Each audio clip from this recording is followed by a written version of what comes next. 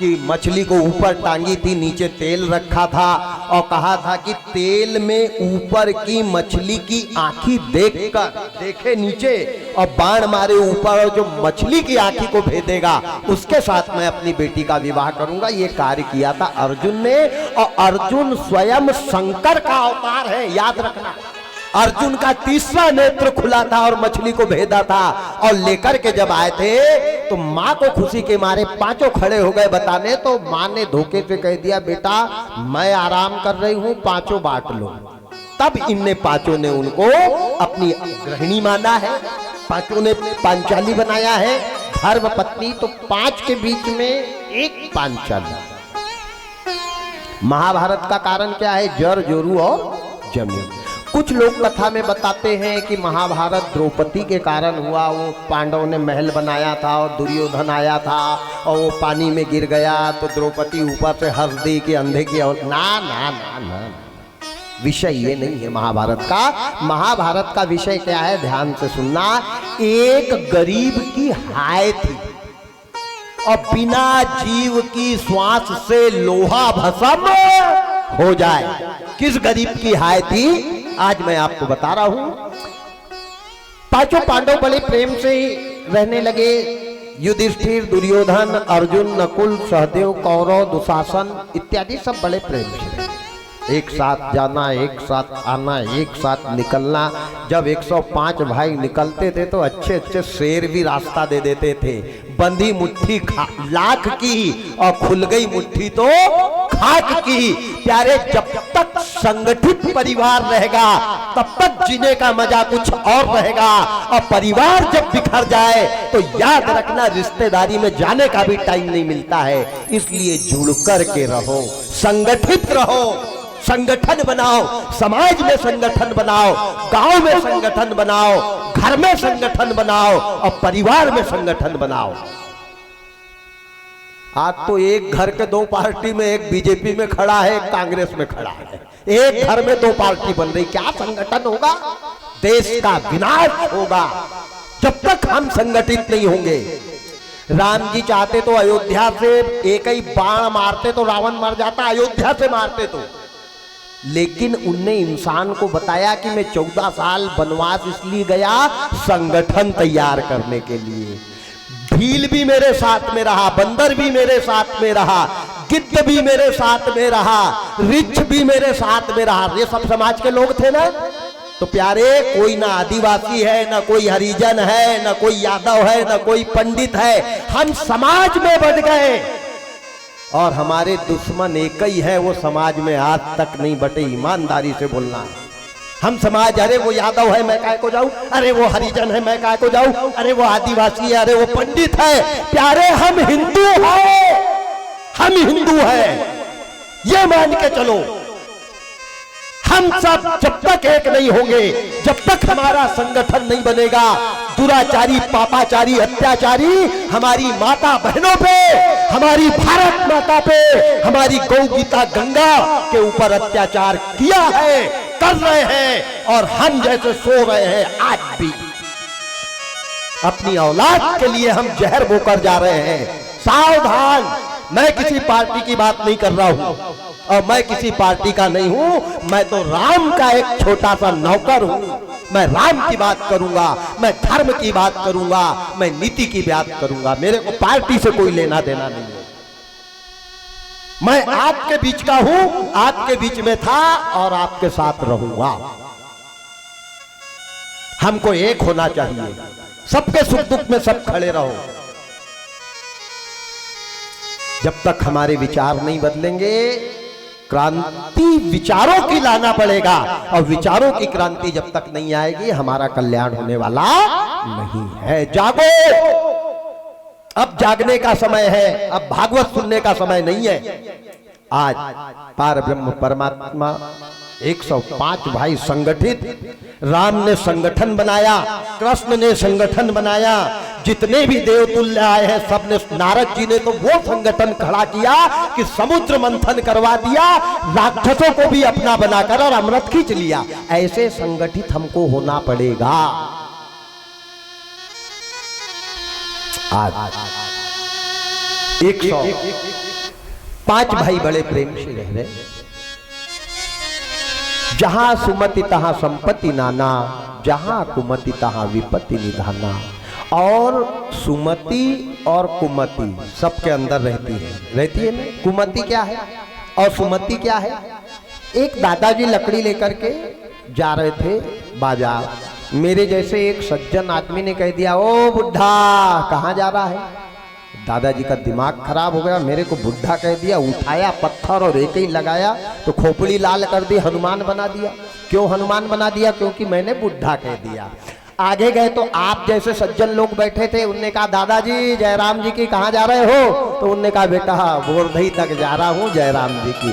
दादाजी कहा तो जयराम जी की हो गई, और बुढ़ा कहा तो सिर फूट गया। बात दोनों एक ही है, बुढ़ा और दादा बात तो एक ही है ना, कहने का तरीका अलग अलग है। बुढ़ा कटुक वचन है और दादाजी मधुर वचन है। बुरा बोलो पर बुरे में भी थोड़ा सा अमृत घोलो।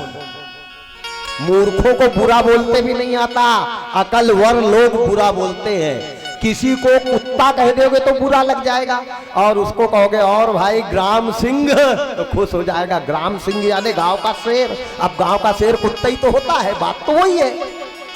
ग्राम सिंह कह दोगे तो खुश हो जाएगा, और कुत्ता कह दोगे तो उसको बुरा लग जाएगा। बुरा बोलो पर उसको थोड़ा सोच कर बोलो। संस्कृत में कुत्ते को ग्राम सिंह कहते हैं। ग्राम यानी गांव का शेर, वो रात भर दखड़ते रहता, चारों तरफ दौड़ते रहता, वो शेर है गांव का। 105 भाई एक साथ थे। एक दिन दुर्योधन के दिमाग में ना जाने क्या बात आई। दुर्योधन अकेला 104 भाई को छोड़ के अपने बेडरूम में गया, जहां शयन करता था। अपने शयन कक्ष में गया। चल अच्छा है तेरा घर है, अकेले कभी रहना नहीं चाहिए, साथ में किसी को भी रखो, कुछ नहीं तो भगवान के नाम को ही साथ में रखो। गाड़ी 80 की स्पीड में चलाओ, लेकिन मन में माला चलने जो रघुपति राघव राजा राम पतित पावन सीताराम, रघुपति राघव राजा राम पतित। यहाँ तो वो नहीं करेंगे, वो कान में 2 ठूसा लगा लेंगे। आगे टर्निंग में गए और घुस गए खाई में, जाके चीरा फाड़ी हो रही है। जहाँ राम ही नहीं तो उसका काम ही क्या है? यहाँ किसी को भी साथ में रखो, भगवान का नाम साथ में रखो, भगवान का स्मरण साथ में, अकेले मत रहो। क्यों? कि खाली दिमाग शैतान का घर। दुर्योधन अकेला कमरे में गया। अब कमरे में गया तो चल तेरा मकान है, अकेला रह नहीं, दरबारा को लेके जा, अपने को क्या करना। अकेला गया, खटिया पर बैठ गया। खटिया पर बैठ गया तो सोच रहा है। क्या सोच रहा? अच्छा, सोच भी आदमी की अच्छी हो तो अच्छी बात। सोच क्या रहा? अभी बड़े पापा भी जिंदे हैं, खुद का पिताजी भी जिंदा है। सोच क्या है कि ये दोनों मरेंगे तो राजा कौन बनेगा? अरे अभी जिंदे हैं, अभी बैठे, तेरे को मरने का सपना दिखने लग गया। ये मरेंगे तो प्रॉपर्टी किसकी होगी? कुछ लोग रास्ते ही देखते कि बुढ़ा कब निपटे और कब वही अपने एटीएम अपने चार्ज में करे। कुछ ऐसे भी दुर्योधन आज भी है। दुर्योधन की आज कमी नहीं, पहले एक दुर्योधन था, आज हर गांव में एक दुर्योधन बैठा है। प्यारे, क्या करेगा कृष्ण, क्या करेगी भागवत? दुर्योधन ने सोचा ये दोनों मरेंगे, खुद ही प्रश्न भी कर रहा, खुद ही उत्तर भी दे रहा कि ये दोनों मरेंगे तो हस्तिनापुर का राजा कौन बनेगा?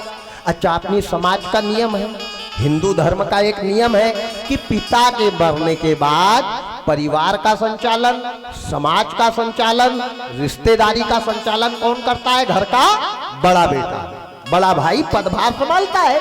पगड़ी रस्म बड़े की होती है, तो बड़ा। अब इसके मन में विचार आया कि अपने घर में, अपने परिवार में, अपनी बिरादरी में, अपने वर्ण आश्रम पे तो बड़ा भाई राजा बनेगा। अब बड़ा कौन है? खुद ही विचार कर रहा, मैं तो बड़ा नहीं हूं, बड़ा तो युधिष्ठिर है। फिर विचार आया कि अपना सगा भाई थोड़ी है। अब देखो भेद आ गया, कुमति घुस गई। अब जहां कुमति घुस जाए वहां शांति रहेगी क्या? जिस घर में मेरा, ये तेरा, ये मेरा, ये तेरा, ये शब्द रहेंगे, वो घर में शांति भंग होगी। इसलिए ना तेरा ना मेरा, हमारा बोल दो। हमारा बहुवचन है और तेरा मेरा ये एक वचन है, तो बहुवचन पे चलो। सब हमारा है, हम सबके हैं। यहां ना कुछ तेरा ना कुछ मेरा, चिड़िया रैन बसेरा। प्यारे, क्या है यहां तेरा? चिड़िया का घोंसला है, घोंसला। तू लाख हिफाजत कर ले, तू लाख करे रखवाली, और उड़ जाएगा पंछी, एक दिन रहेगा पिंजरा खाली। ध्यान देना, दुर्योधन को मत मार। युधिष्ठिर राजा बना, इसके 4 भाई राजा के भाई बनेंगे, इसकी पत्नी रानी बनेगी। हम 100 होते हुए भी राजा नहीं बनेंगे। हम क्या, युधिष्ठिर राजा बनेगा तो ठूठ पर के कौवे भगाएंगे? नहीं नहीं नहीं, मैं युधिष्ठिर को राजा नहीं बनने दूंगा। ऐसा मन में प्रण कर लिया, ऐसा मन में निश्चय कर लिया। एक मछली सारे तालाब को खराब कर देती है, एक नींबू का दाना 5000 लीटर दूध को बर्बाद करने के लिए पर्याप्त है। बोलो भाई, है कि नहीं? एक बुरे कर्म जिंदगी भर की कमाई हुई अच्छाई रूपी दौलत को नाश करने के लिए पर्याप्त है। एक बुरा कर्म। दुर्योधन गया, इसके जो 99 भाई थे ये बहुत अच्छे थे, बहुत इनके मन में छल नहीं, कपट नहीं, द्वेष नहीं, ईर्षा नहीं, किसी के प्रति गलत भाव नहीं, पड़े अच्छे। इनने अपने 99 भाई को एक तरफ बुलाया, बोले इधर आओ। चले गए, भैया ने बुलाया, चलो। बोले आज अपने को एक आपातकालीन मीटिंग लेना है। मीटिंग कौन सी? आपातकालीन, अब विपत्ति आने वाली है। इनने कहा भाई आपातकालीन मीटिंग, चलो। सब आ गए। बोले पांडव को बताना मत, 5 को छोड़ करके आना, उनको पता भी नहीं लगना चाहिए, अपना भाई भाई का पर्सनल मामला है। इनने कहा ठीक है। आपातकालीन मीटिंग में पूरे के पूरे आगे खड़े हो गए, दरवाजा बंद कर दिया। एक बहुत अच्छा विषय है, घर में अगर हो बाकी के दरवाजा बंद कर दो, 1 नंबर का गेट दिन में बंद नहीं करना चाहिए। लक्ष्मी की जगह घर में संकट आता है। इस बात का प्रमाण भागवत की कथा, महाभारत की कथा है। अभी देख लेना, दिन के 12 बजे मीटिंग हो रही है, सबसे पहले गेट बंद किया, गेट बंद कर दिया। इनने कहा बाप रे, मीटिंग गेट बंद करके हो रही, कोई बड़ा मामला है?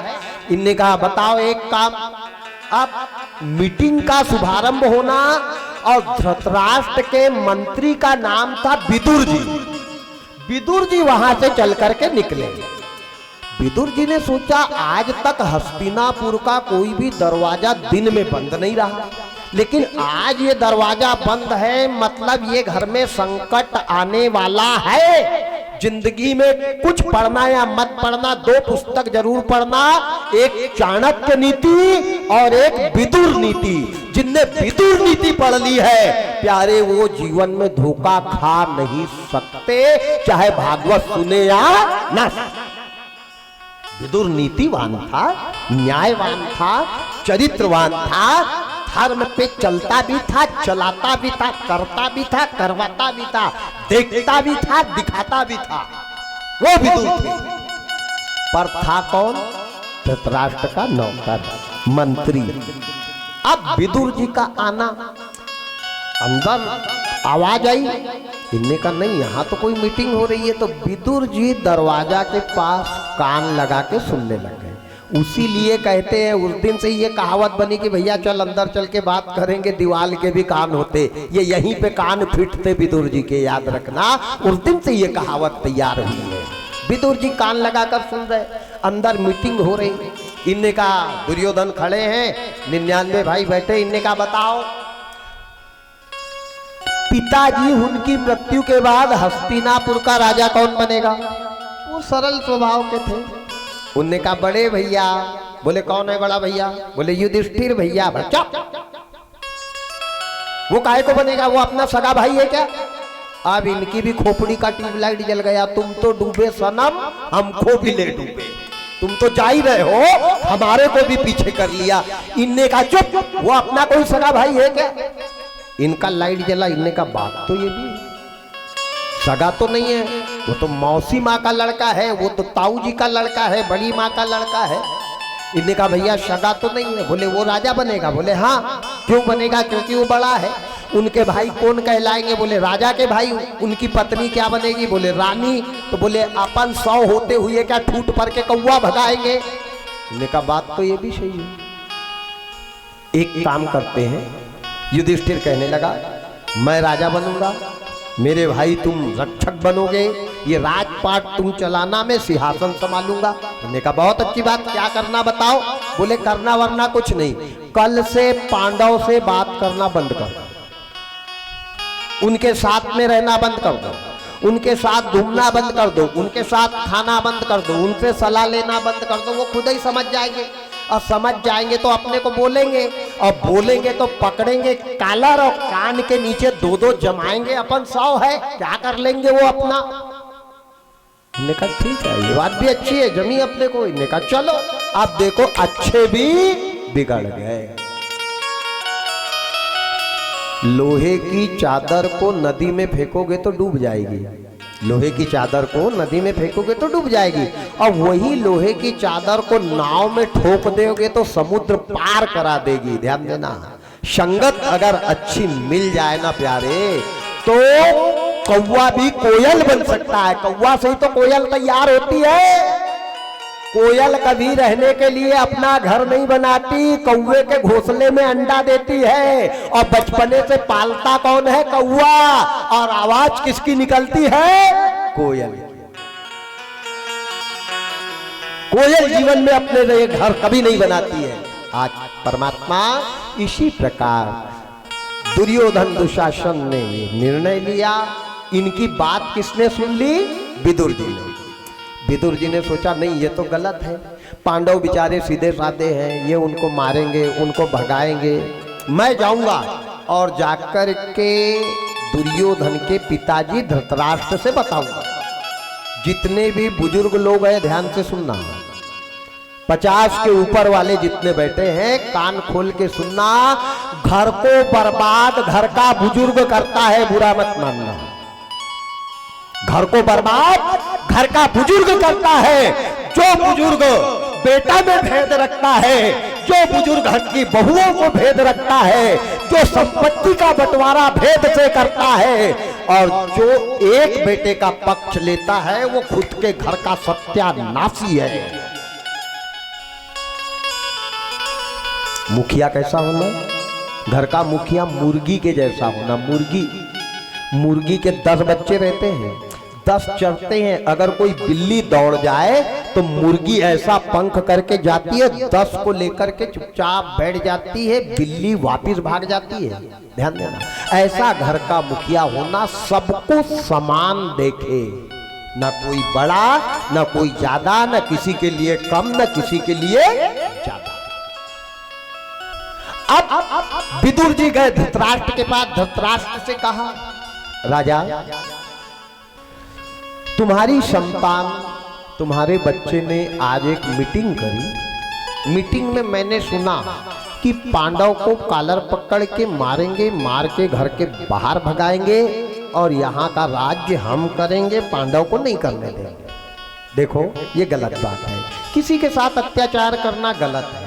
जिसका कोई बोलने वाला नहीं उसके साथ तुम कुछ भी कर लो। आप घर के बुजुर्ग हो, वो आपकी औलाद है, आप अपनी औलाद को समझाओ। कोई गलत कहा क्या? विदुर जी ने नीति बता रहे, न्याय की बात कर रहे, नियम की बात कर रहे। अब विदुर जी बता ही रहते, इतने में दुर्योधन ने सुन लिया कि ये हमारे घर का नमक खाने वाला, हमारे टुकड़े पे पलने वाला, हमारी चुगली हमारे पिता से कर रहा, हमको ज्ञान बता रहा है। दौड़ करके दुर्योधन आया और कालर पकड़ ली विदुर जी की। कहा हमारा नमक खाने वाला हमको उपदेश देता है, कालर पकड़ के घिसते लाया और लाकर दरवाजे के बाहर। सुन लिया धृतराष्ट्र ने, समझ गया कि विदुर को मार रहे हैं, पर ये चुप है अभी भी। अरे अब तो कुछ बोल, तेरे मुंह में अब ताला लग गया, तेरी औलाद को संभाल, ध्यान देना। अगर औलाद ने गलत किया है तो कभी औलाद का पक्ष मत लेना, कल का मरने वाला आज मर जाए, क्या करोगे ऐसी औलाद को? औलाद का पक्ष लेने वाला पिता जीवन में सुख नहीं भोगेगा। याद रखना, गलत किया है तो गलत वो भरेगा। धर्म के लिए मर जाना, लेकिन अन्याय के पक्ष में कभी नहीं रहना, चाहे हमारी खुद की औलाद क्यों ना हो। यही महाभारत का कारण है।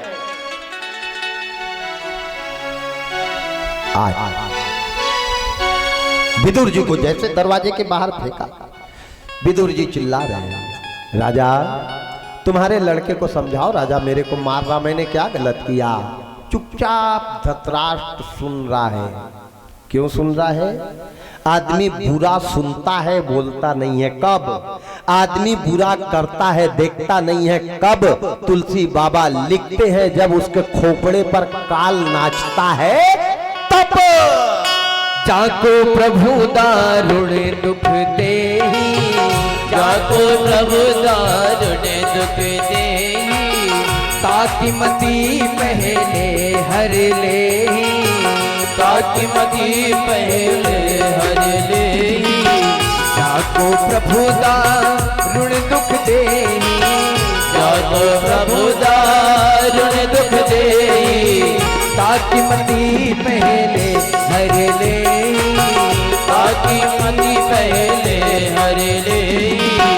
जिया राम जय राम, जय जय राम, जिया राम जय राम, जय जय राम, जिया राम जय राम, जय जय राम, जिया राम जय राम, जय जय राम।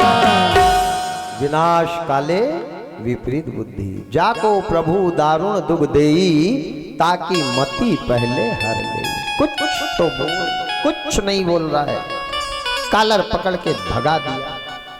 मेरा घर छोड़, मेरा देश छोड़, मेरा राज्य छोड़, जहां तक मेरा दायरिया है, मेरी सीमा है, वहां तक दिखना मत।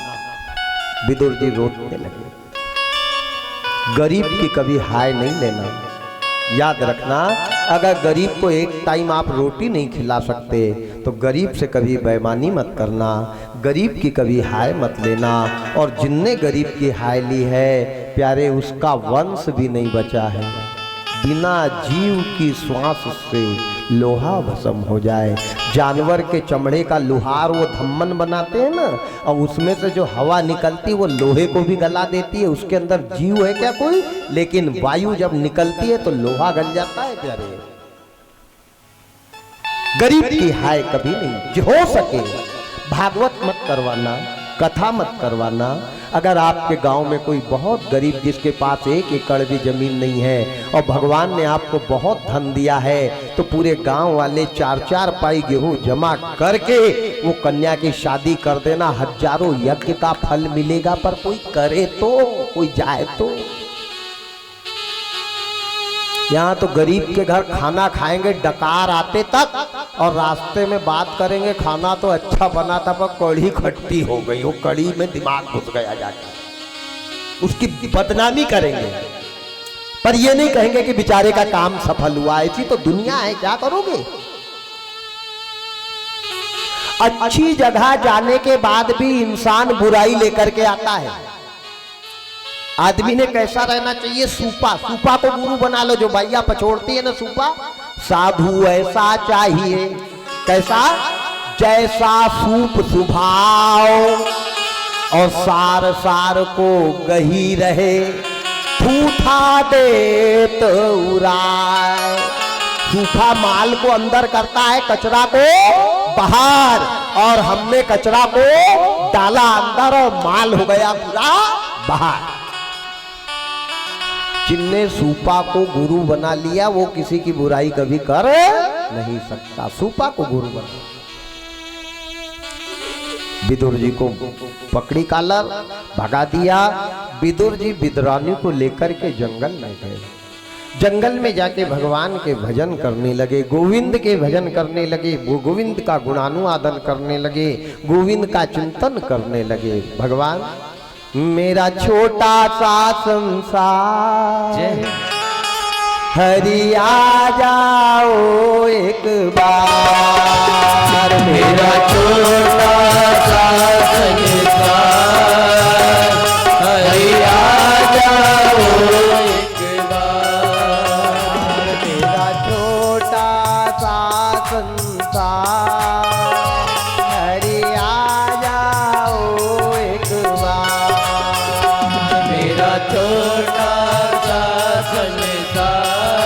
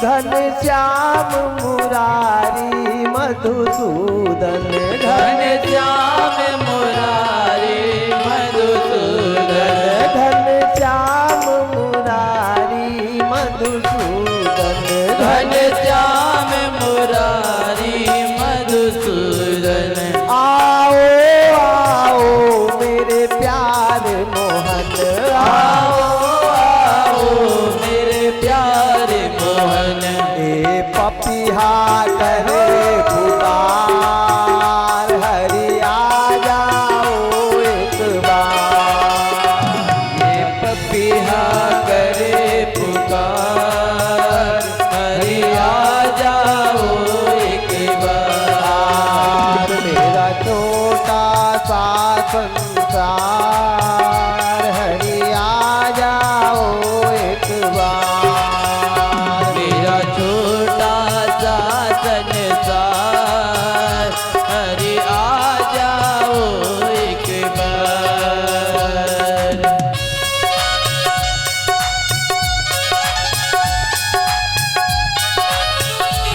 राधे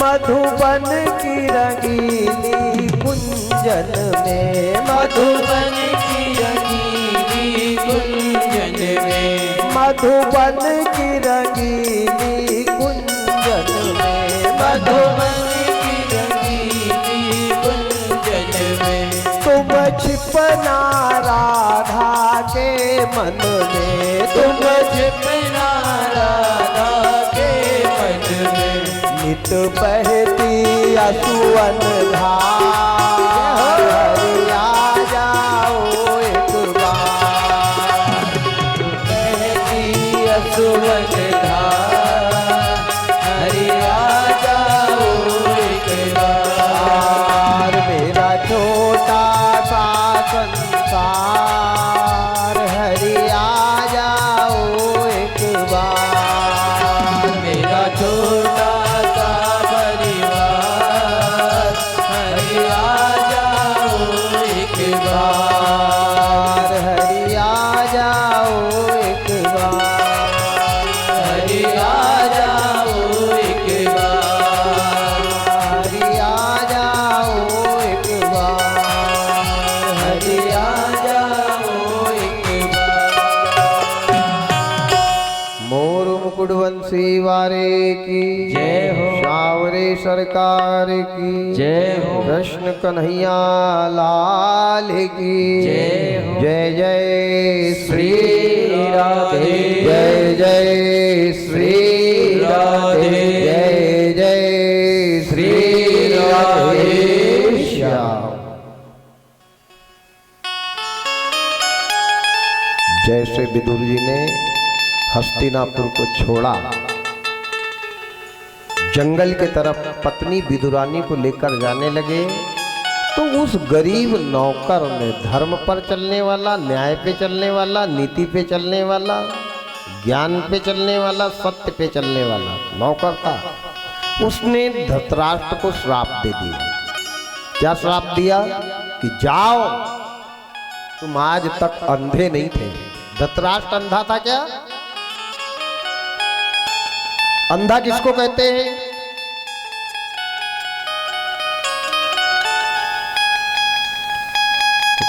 शब्द बड़े अटपटे हैं। अंधा किसको कहते हैं? जिसको कुछ दिखता उसको अंधा कहते क्या? हमारे गुरुजी रामभद्राचार्य जी के भी तो नेत्र नहीं है, उनको कुछ दिखता क्या? कौन से अध्याय में, कौन से दोहा पे, कौन सी चौपाई लिखी है? पूरी रामायण, पूरी गीता, ऋग्वेद, यजुर्वेद, अर्थवेद, सामवेद सब पूछ लेना, बताओ वो अंधे हैं क्या? सूरदास जी अंधे थे क्या?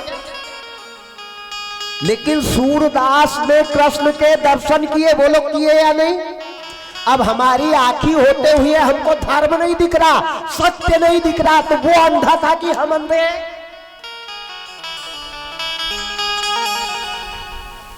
अंधा किसको कहते हैं? ये विदुर जी बता रहे हैं।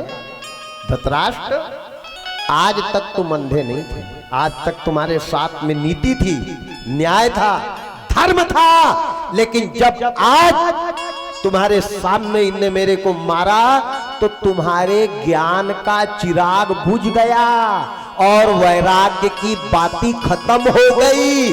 सोचने समझने की जब क्षमता खत्म हो जाए तो समझ जाना तुमसे बड़ा अंधा दुनिया में कोई नहीं है।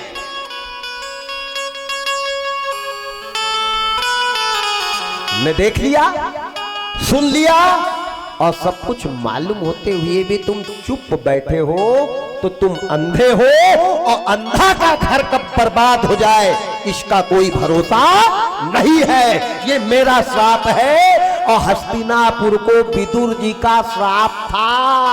द्रौपदी की बात तो बहुत बाद की है। पहला श्राप हस्तिनापुर और धृतराष्ट्र को विदुर जैसे मंत्री, धर्मात्मा मंत्री का श्राप है। कमान से निकला बाण और जबान से निकले शब्द कभी वापस नहीं। विदुर जी गए जंगल में, भगवान का चिंतन किया, कीर्तन किया, भजन किया, भगवान को बुलाया, मेरा छोटा सा संसार, हरि आ जाओ एक बार। कहाँ आना प्रभु? मेरे सामने नहीं आ सको तो मत आना, मधुबन की रंगीली कुंजन में तुम छिपना राधा के मन में, नित बहती असुवन धार। प्रभु आ जाओ एक बार, आ जाओ गोविंद। मेरा कोई ना सहारा बिन तेरे, घनश्याम सवरिया मेरे, मेरा कोई ना सहारा बिन तेरे, घनश्याम सवरिया मेरे, घनश्याम सवरिया मेरे, घनश्याम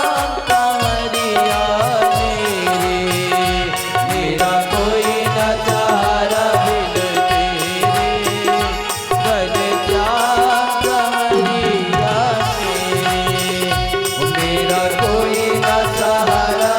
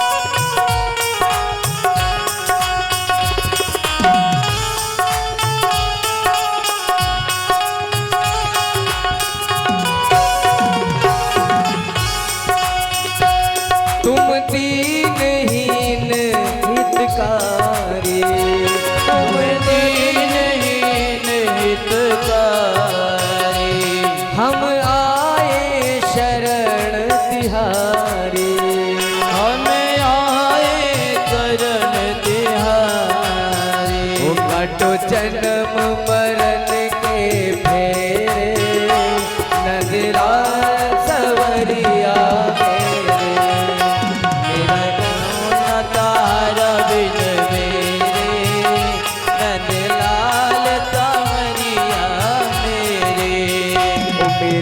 कोई ना सहारा बिन तेरे, नंदलाल सवरिया मेरे। मेरा कोई ना सहारा बिन तेरे, नंदलाल सवरिया मेरे। कोई नहीं है गोविंद, जिसका कोई नहीं होता। निर्बल के बलराम सुनेरी मैंने, निर्बल के माया का बल, संतान का बल। बल कौन सा? निर्बल जब हो गए तो निर्बल का मतलब माया का बल, संतान का बल, संपत्ति का बल, दोस्त का बल, बेटा का बल, बेटी का बल, जवानी का बल, ज्ञान का बल, धन का बल। ये जब बल खत्म हो जाए तब उसका बल काम आता है। निर्बल के बलराम सुनेरी मैंने, निर्बल के बलराम। निर्बल हो जाओ, क्योंकि ये बल हमारा है ही नहीं। जवानी 4 दिन की है प्यारे, 4 दिन के बाद अंधेली रात आती है। 15-15 दिन बदलते रहते हैं, ध्यान देना। हर चीज टिकने वाली नहीं है।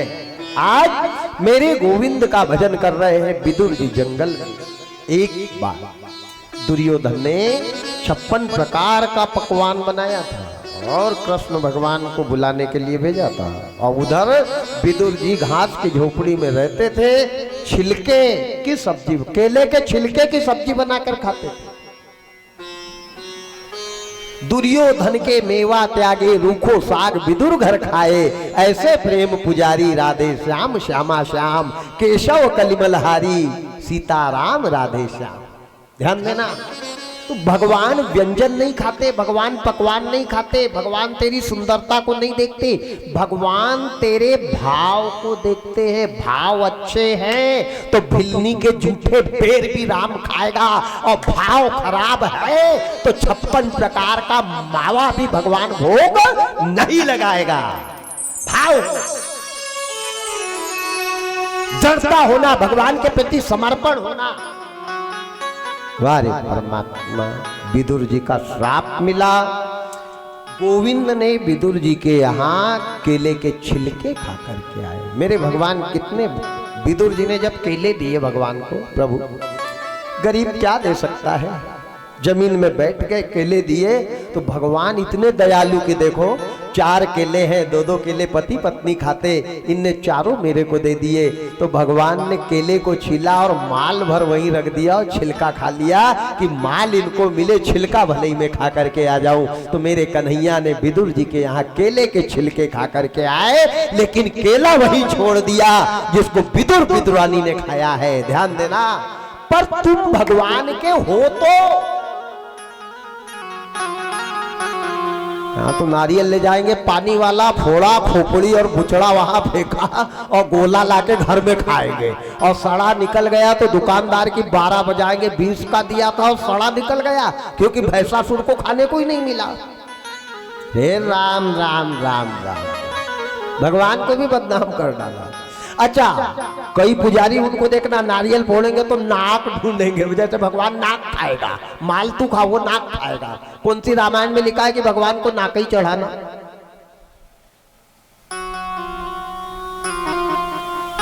कुछ नहीं, भगवान कुछ नहीं लेते। आपका स्वभाव, आपका व्यवहार। भगवान के मंदिर में जीवन में पानी लेकर भी मत जाना, ईमानदारी से बता रहा हूं। अगर जाना तो पानी, कोई भी संकट आए तो पानी क्या ले जाना प्यारे। यहाँ त्रिवेणी गंगा बह रही है, ये खोपड़े के यहाँ त्रिवेणी है और त्रिवेणी का पानी ये 2 लोटे से निकाल के मेरे भगवान पे चढ़ा के दे। अगर तेरे संकट को दूर ना कर दे तो नाम बताना। निर्मल मन जन सोई मोहि पावा, मोहि कपट छल छिद्र न भावा।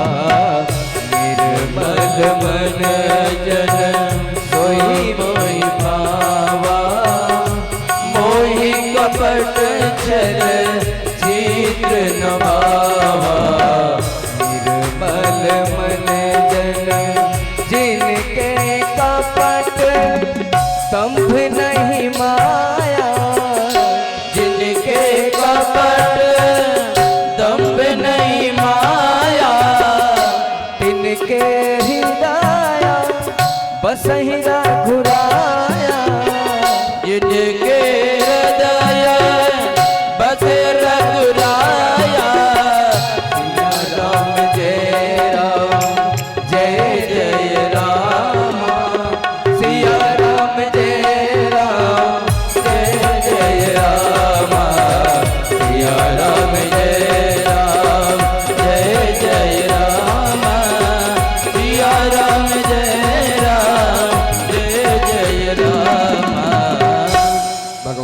कहते हैं तू कुछ लेकर के मत आ, निर्मल मन जन, मन के मैल को निकाल के निर्मल होकर के आ। निर्मल मन जन सो ही मोहि पावा, मोह कपट छल छिद्र भावा।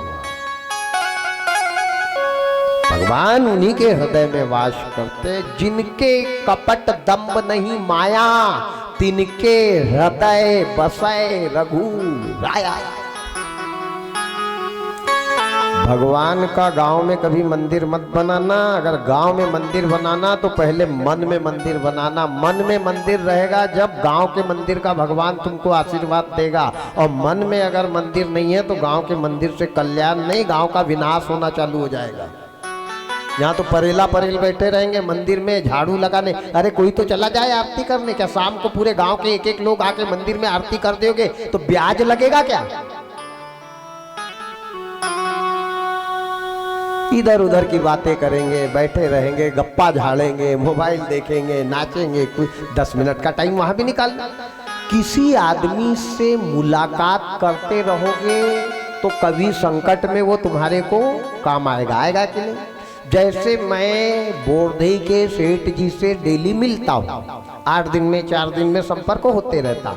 मेरी गाड़ी कभी रोड पे पंचर हो जाए और मैं वहाँ से निकलूँ तो अगले से मेरा परिचय हो आएगा कि भैया क्या हो गया, क्योंकि मेरे संपर्क में थे वो। ऐसे ही भगवान के संपर्क में रहोगे तब भगवान संकट में तुम्हारे यहाँ आएंगे।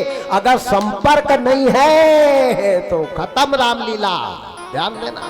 फिर चिल्ला हो राम हो राम हो राम। दुख में सुमिरन सब करे, सुख में करे न कोई। और जो सुख में सुमिरन करे तो दुख काहे को। विदुर जी के यहां मेरे गोविंद ने केले का शाक खाया। महाभारत चालू यहां से हुआ। इधर कौरव ने पांडव से बात करना बंद कर दिया, साथ में रहना बंद कर दिया, व्यवहार बदल गए। देखो, हमारी से जो दुश्मनी करता है वो आदमी बताता नहीं है। उसकी एक्टिविटी को देख करके समझ जाना कि इसके हमारे प्रति क्या भाव है। परख करने वाला आपका दुश्मन का व्यवहार बता देगा, आपके दुश्मन की बोली बता देगी, आपके दुश्मन के देखने का नजरिया बता देगा, आपके दुश्मन के ढील ढोल चाल बता देगी कि आपका दोस्त है कि दुश्मन। जैसे ये अकड़ के रहने लगे, युधिष्ठिर समझ गया कोई बात है। अर्जुन से पूछा तुमने कौरव को कुछ बोला क्या? नहीं भैया, अपन ने तो कुछ नहीं बोला। अर्जुन ने भीम से पूछा भीम भैया तुमने कुछ इनको बोला क्या? ये अकड़ क्यों रहे हैं? नहीं बोले, अपन तो नाम ही नहीं लेते, किसी को बोलते ही नहीं कोई। भीम ने नकुल साथियों से पूछा भैया तुमने कुछ वाद विवाद तो नहीं कर लिया? ये अकड़ क्यों रहे? इन्होंने कहा नहीं भैया अपन काहे को। एक दिन युधिष्ठिर गए, सरल स्वभाव के थे, सरलता थी। जाकर के दुर्योधन से कहने लगे भैया क्या हो गया, 15 दिन हो गए तुम बात भी नहीं कर रहे, टेढ़े टेढ़े तिरछे तिरछे हो रहे। इन्होंने कहा चुपचाप रहना। अरे क्या बात है? सज्जन आदमी वो होता है जो सुनता ज्यादा है, बोलता कम है। ध्यान से सुनना। और जितने भी क्रोध और गुस्सा करने वाले लोग हैं उनने तो कान खोल के सुनना। जिनने अपने क्रोध और अपनी गुस्सा को नहीं जीता, क्रोधी आदमी के दरवाजे पे 24 घंटा मौत खड़ी रहती है, याद रखना। जिनको बहुत ज्यादा गुस्सा आता है, माताएं कान खोल के सुनना, जिनको बहुत ज्यादा क्रोध और गुस्सा आता है उनके दरवाजे पे 24 घंटा मौत खड़ी रहती है। 24 घंटे में कब किसको वो ले जाले इसका भरोसा नहीं है। गुस्से में आदमी कुआं में कूद जाता है, गुस्से में आदमी सल्फास खा लेता है, गुस्से में आदमी तेल डाल के आगी लगा लेता है, गुस्से में आदमी रेल के नीचे। तो बताओ, प्राण ही तो लिए ना गुस्से ने।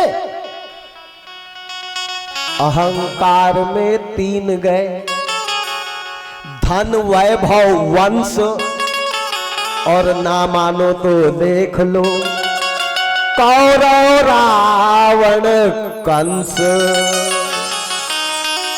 अहंकार पाप को मूले, तू माया देख मत भूले।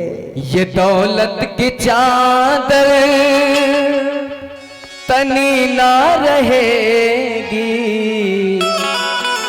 ये दौलत की चादर, तनी ना रहेगी जो बनी आज है कल बनी ना रहेगी, बनी आज है कल बनी ना रहेगी, बनी आज है कल बनी ना रहेगी, बनी आज है कल बनी ना रहेगी।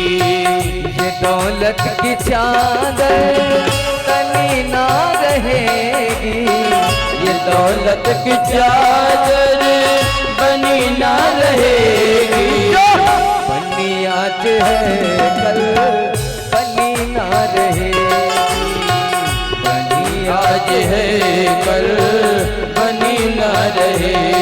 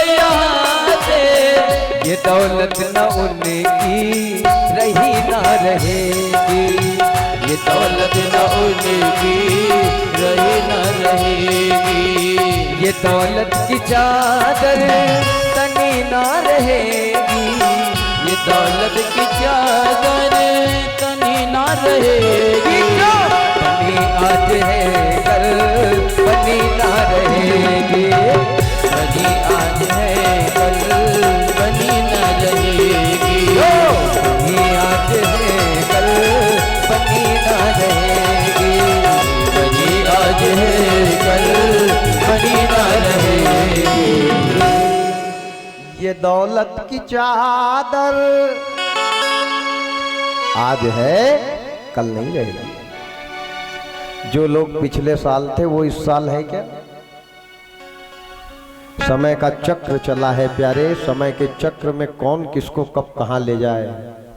न दौलत काम आएगी, न बेटा काम आएंगे, न पत्नी काम आएगी, न संपत्ति काम आएगी। 3 साल पहले देखा ना, कोरोना आया था, जिनके घर में ठूस ठूस के बोरा में नोट भरी थी, मैंने आंखी से देखा है। जिनके घर में ठूस ठूस के बोरा में नोट भरी थी, जिनके 150 ट्रक रोड पे चल रहे थे, जिनके 7 बेटे थे, उसके पिताजी को भोपाल से ऑनलाइन दर्शन करवाए। कंधा देने वाला नहीं बचा, बोरा में की एक नोट काम नहीं आई, पत्नी पति के ऊपर चूड़ी तोड़ने तक नहीं गई, पन्नी में पैक किया, फेंका गड्ढे में। ध्यान देना, ये तो भगवान का टेलर था, पिक्चर अभी बाकी है। टेलर में ही पूरे शिव जी के मंदिर खुल गए, एक ही टेलर में, एक ही झटका में। और पिक्चर चालू हो जाए तो ना मालूम कैसी कैसी गुफाएं खुल जाएगी, याद रखना, इसलिए सावधान। आज परमात्मा जो आज है वो कल नहीं रहेगा। दुर्योधन तेको किस बात का गर्व है? युधिष्ठिर हाथ जोड़ के पूछ रहा, बोले तुम चुपचाप रहना। भैया क्या हो गया, क्या गलती हो गई हमारे से? सज्जन आदमी बुरी भली सबकी सुन लीजिए, कर गुजरान गरीबी में, मन लागा मोरा यार फकीरी में। जो सुख पायो राम भजन में, वो सुख नाही अमीरी में, मन लागा मोरा यार फकीरी में। आखिर ये तन खाक मिलेगा, कहाँ फिरत मगरूरी में। हाथ में टुंडी बगल में सोटा, चारों दिशा जागीरी में, मन लागा मोरा यार फकीरी। आज युधिष्ठिर पूछ रहे भैया कारण तो बताओ, बात नहीं कर रहे हमारे साथ, भोजन नहीं कर रहे हमारे साथ, घूमने नहीं चल रहे हमारे साथ, बैठ नहीं रहे। इनने कहा ज्यादा 3-5 करना मत। क्यों, क्या बात? अब जैसे युधिष्ठिर आगे बढ़ा, दुर्योधन झपटा और युधिष्ठिर की पकड़ ली कालर। अब जैसे कालर पकड़ी, भीम कांपने लग गया। अच्छा एक बात और ध्यान से सुनना, जिनको ज्यादा गुस्सा आता है, जो अपने ताकत पे मगरूर होते हैं, उनने कान खोल के सुनना। जो बात बात पे लाठी लेकर के निकलते हैं, उनने तो जरूर कान खोल के सुनना। भीम के अंदर कितनी ताकत है? 72,000 हाथी का बल भीम की एक भुजा में है। एक तरफ 72,000 हाथी खड़े कर दो और भीम एक ही भुजा में उनको पछाड़ेगा। इतना बड़ा बलवान जब बड़े भाई की कालर दुर्योधन ने पकड़ी तो कांपने लग गया। लेकिन युधिष्ठिर ने, देखो बड़ा भाई कैसा है, युधिष्ठिर ने आंखी बताई भीम को कि भैया यहां ताकत नहीं, अगर अपने वाले को मार भी दिया तो कोई भलाई नहीं है। अपने वाले के ऊपर ये बल आजमाया।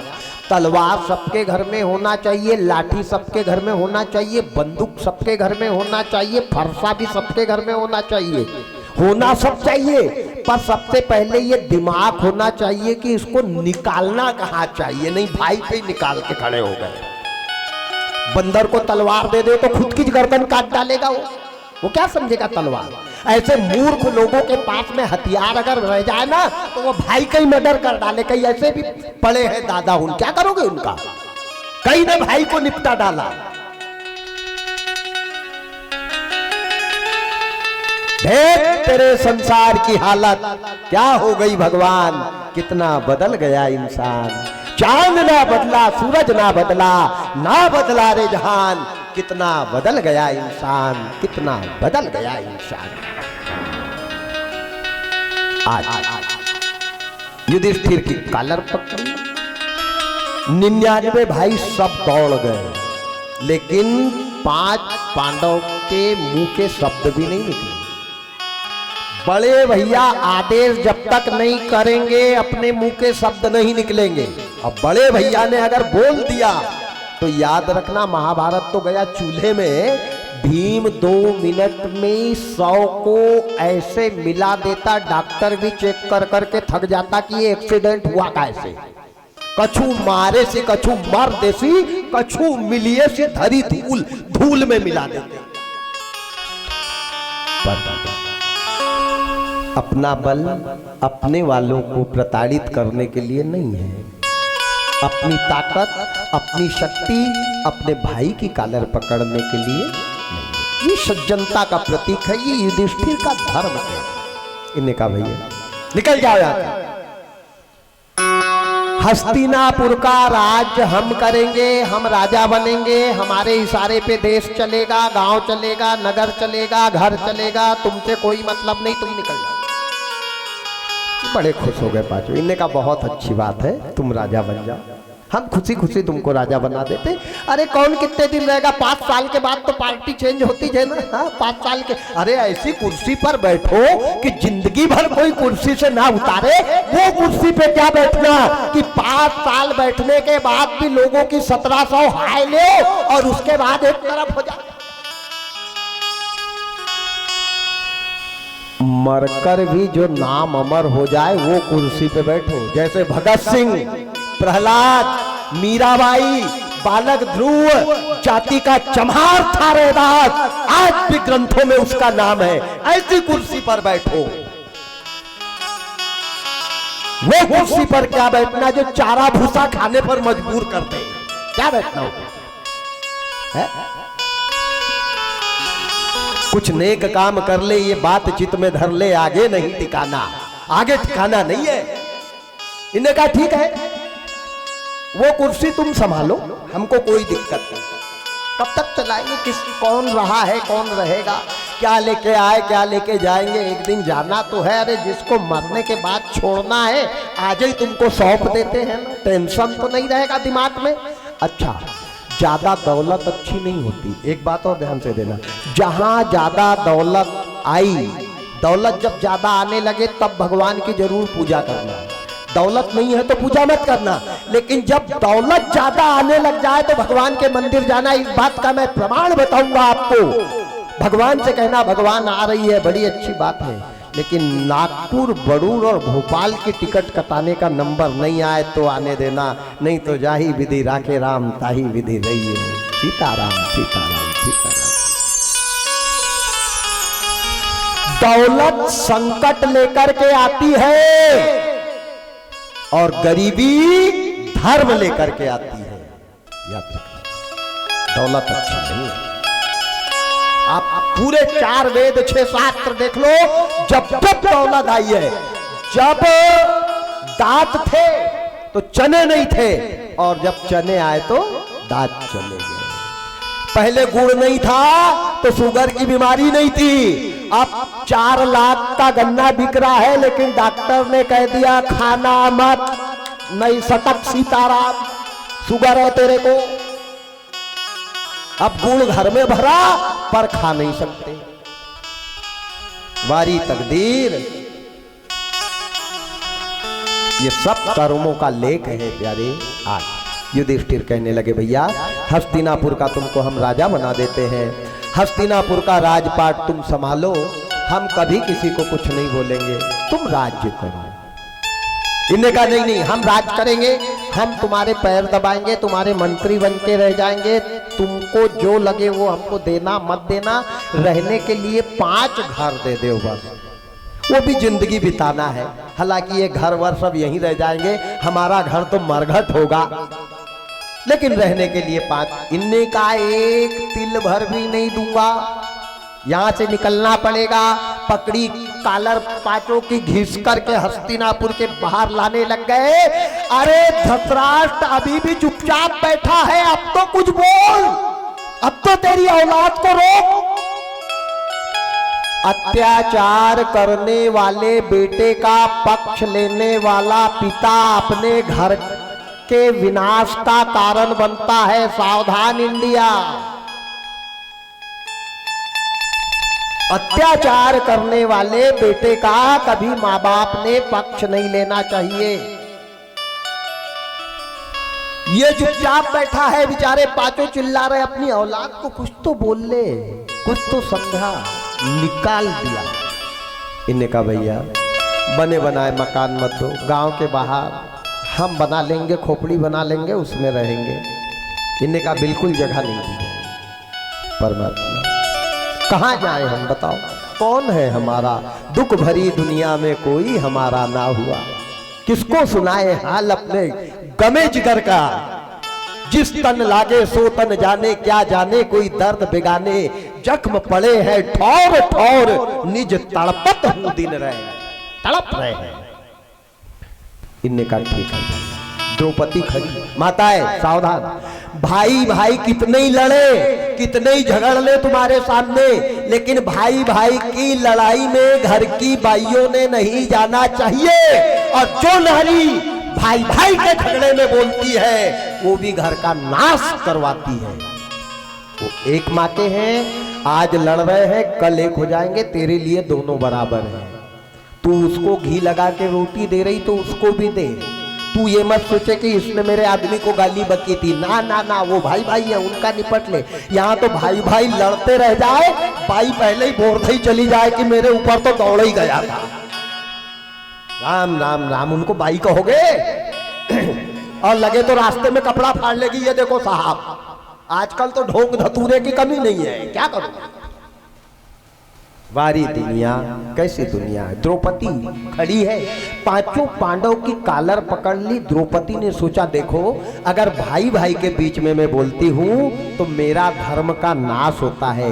मेरे लिए कौरव भी उतने हैं, मेरे लिए पांडव भी उतने ही हैं। किसी को सुनाए, किसी को सुनाए, किसी को सुनाए, यहाँ कोई नहीं गाए।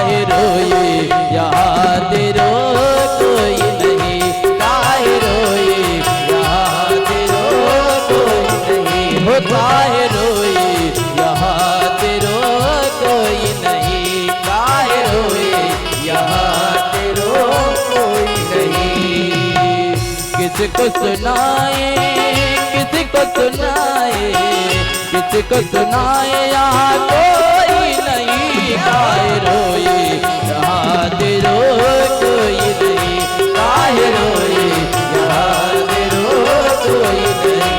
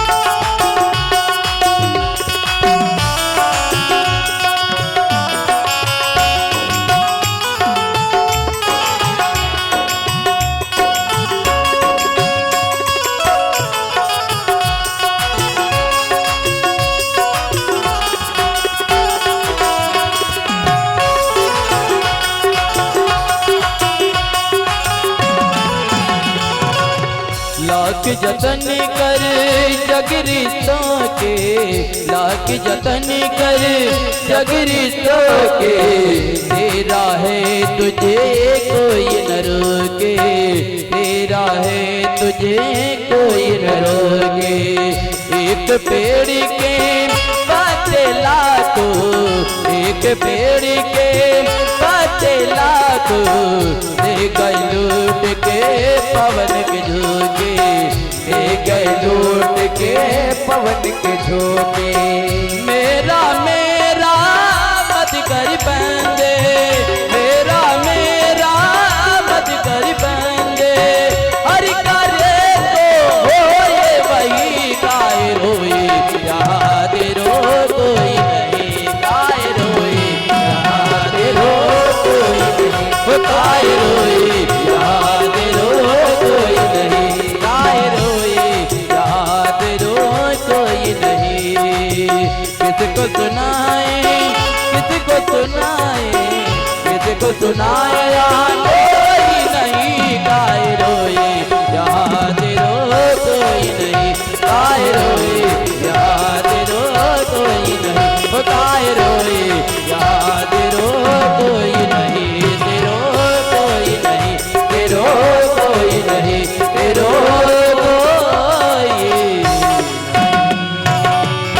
गोपाल कृष्ण भगवान की जय हो। पांचों रो रहे हैं, काहे रोए यहाँ तेरो कोई नहीं। किसको सुनाए, कहें क्या दर्द दिल अपना मुसीबत के सताए हैं, दुखी होकर के सज्जन हम तुम्हारी शरण आए। किसको अपना दर्द बताएं, कैसे कहें। द्रौपदी रो रही है।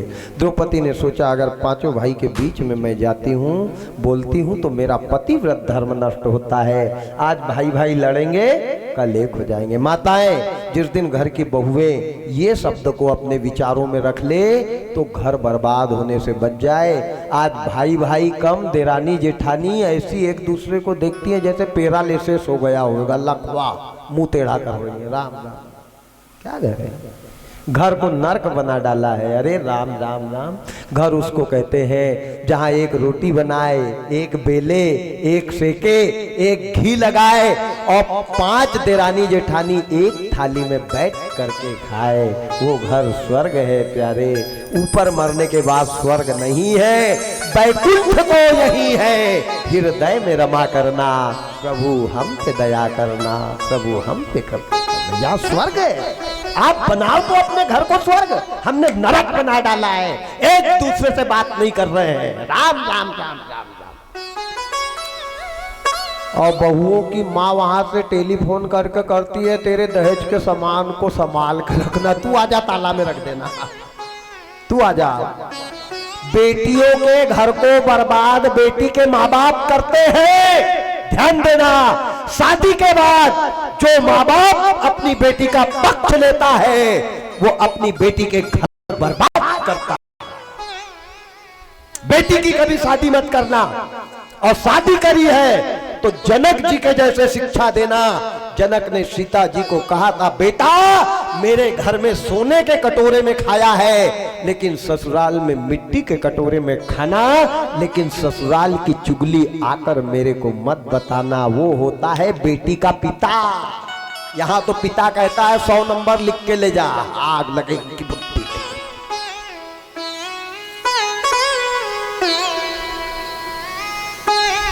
रिश्ते बनाना आसान है, जीवन भर निभाना कठिन। रिश्ते निभाना कठिन। आज द्रौपदी चुपचाप, पांचों ने कह दिया ठीक है भैया हम जा रहे हैं। पांचों भाई ने हस्तिनापुर को प्रणाम किया। करही राजधानी अब परिणाम, आज तलक तू रही हमारी सुख पायो महारानी। क्या क्या सुख दुख लिखे करम में, विधि की गति ना कोई जानी। अब परिणाम करही राजधानी, तुझे छोड़ हम पांचों प्राणी अब जंगल को जाते हैं। अपनी जन्मभूमि को प्रणाम किया, अपने मकान को देख करके रो रहे हैं कि आज तक का अंजल हमारा यहाँ लिखा था, आज से ये अंजल खत्म। पांचों ने निकलने की तैयारी कर ली।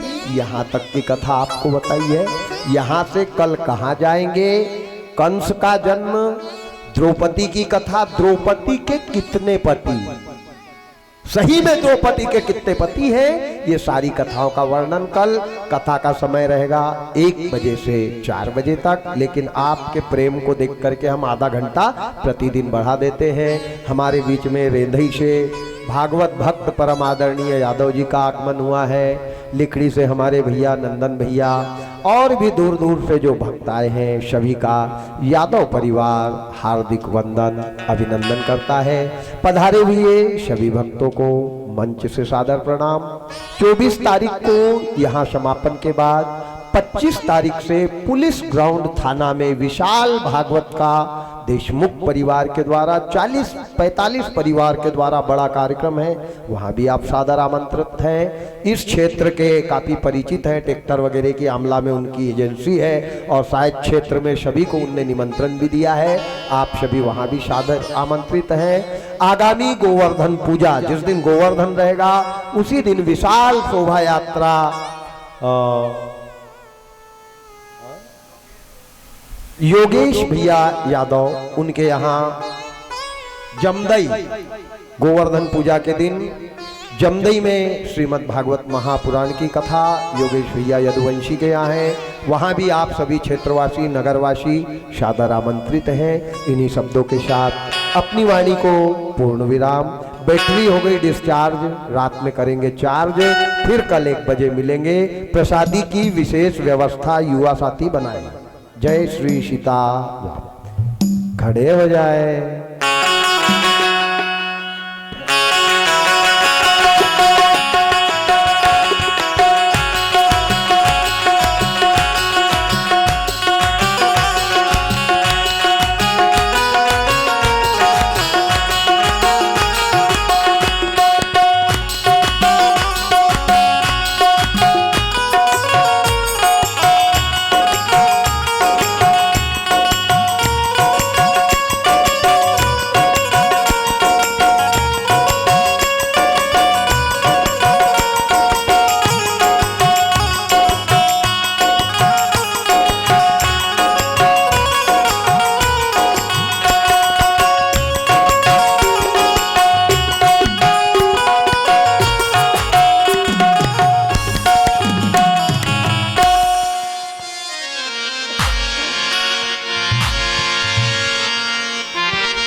परिवार के सभी भक्त आरती के लिए सामने आ जाएं।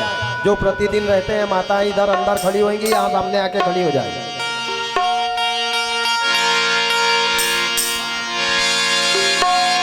श्री बाके बिहारी तेरी आरती गाऊं, बाके बिहारी तेरी आरती गाऊं, बाके बिहारी तेरी आरती गाऊं, आरती गाऊं प्यारे आपको मनाऊं, बाके बिहारी तेरी आरती बाके बिहारी तेरी आरती गाऊं।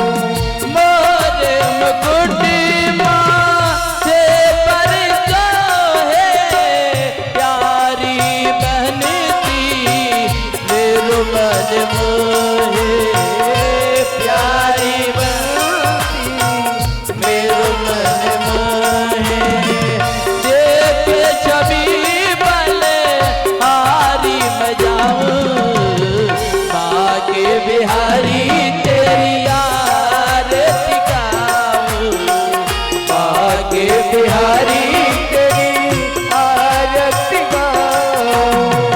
चरणों से निकली गंगा प्यारी जिसने सारी दुनिया को तारी जिसने सारी दुनिया को तारी उन चरणों के मैं दर्शन पाऊं बाके बिहारी तेरी आरती गाऊं बाके बिहारी तेरी आरती गाऊं। आरती गाऊं प्यारे आपको मनाऊं बाके बिहारी तेरी आरती गाऊं बाके बिहारी तेरी आरती गाऊं। दातिया नाथ के नातिया भी हो सुख दुख जीवन प्यारे साथ आप हो सुख दुख जीवन प्यारे साथ आप हो। हर चरणों में मैं शीश को झुकाऊं बाके बिहारी तेरी आरती गाऊं बाके बिहारी तेरी आरती गाऊं। हे श्याम सुंदर तेरी आरती गाऊं हे श्याम सुंदर तेरी आरती गाऊं। श्री हरिदास के प्यारे तुम्ही हो मेरे मोहन जीवन धन हो मेरे मोहन जीवन धन हो। देख युगल छवि बल बल जाऊं बाके बिहारी तेरी आरती गाऊं बाके बिहारी तेरी आरती गाऊं। आरती गाऊं प्यारे आपको मनाऊं बाके बिहारी तेरी आरती गाऊं बाके बिहारी तेरी आरती गाऊं। हे श्याम सुंदर तेरी आरती गाऊं हे श्याम सुंदर तेरी आरती गाऊं। कर्पूर गौरम करुणावतारम संसार सारम मुझे लता बसंत मुरियार भवाम भवानी सचन नमामि मंदार माला पुलकाल गाय कपाल माला किते कराय दिव्यांबराय दिगंबराय नमः शिवाय त्वमेव माता पिता त्वमेव त्वमेव बन्धु सखा त्वमेव त्वमेव देव्या त्वमेव त्वमेव सर्वं ममेव देव। अहे वाता जितेन्द्रियो उत्थातना भारती बाहो करोमि अगलम कल्लम परतमे नारायण योगी समर्पयामि अच्युतं केशवं नारायणं कृष्णदामोदरं वासुदेवमयि श्रीधरं माधवं गोपिकावल्लभं जानकीनायकं रामचन्द्रं भजे। हरे राम राम राम हरे हरे हरे कृष्ण कृष्ण कृष्ण हरे हरे हरे राम राम हरे हरे कृष्ण कृष्ण कृष्ण हरे हरे हरे राम राम राम हरे हरे हरे